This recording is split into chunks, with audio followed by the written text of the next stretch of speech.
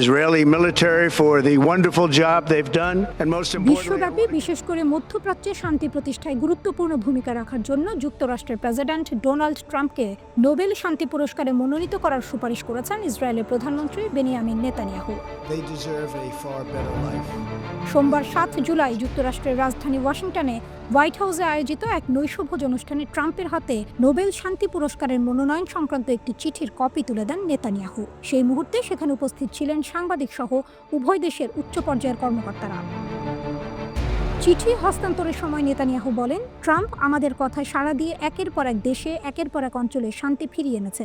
আমি প্রেসিডেন্টের কাছে নোবেল কমিটিতে প্রেরিত আমার সুপারিশপত্র তুলে দিচ্ছি। এই মনোনয়ন আপনি পুরোপুরি প্রাপ্য। এদিকে মনোনয়নের খবর শুনে ট্রাম্প তাৎক্ষণিক প্রতিক্রিয়া জানান, আপনাকে অনেক ধন্যবাদ, আমি জানতামও না। বাহ, সত্যিই দারুণ আপনার কাছ থেকে পাওয়া, এটি আমার জন্য খুবই তাৎপর্যপূর্ণ। নৈশভোজ শুরুর আগে প্রেসিডেন্ট ট্রাম্প তার বক্তব্যে ইসরায়েলি প্রধানমন্ত্রী ও তার স্ত্রী সারাকে দীর্ঘদিনের বন্ধু হিসেবে অভিহিত করেন এবং তাদের একসঙ্গে অর্জিত সাফল্যের কথা উল্লেখ করেন। তিনি বলেন, আমাদের সঙ্গে বিবি ও সারা আছেন, এটি সম্মানের। আমরা বহু বছর ধরে ঘনিষ্ঠ বন্ধু এবং একসঙ্গে অনেক অসাধারণ সাফল্য অর্জন করেছি।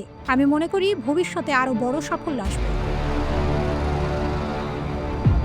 জবাবে নেতানিয়াহু ট্রাম্পের নেতৃত্বের প্রশংসা করে বলেন, আমি শুধু ইসরায়েলি জনগণ নয়, বরং বিশ্বব্যাপী ইহুদি জনগণ ও আরও বহু মানুষের পক্ষ থেকে আপনার প্রতি কৃতজ্ঞতা প্রকাশ করছি। এর আগে ইরান ইসরায়েলের যুদ্ধবিরতিতে মধ্যস্থতা করায় মার্কিন কংগ্রেস সদস্য বারি কার্টার জুন মাসে ডোনাল্ড ট্রাম্পকে আনুষ্ঠানিকভাবে নোবেল শান্তি পুরস্কারের জন্য মনোনয়ন দেওয়ার আহ্বান জানান নোবেল কমিটিকে।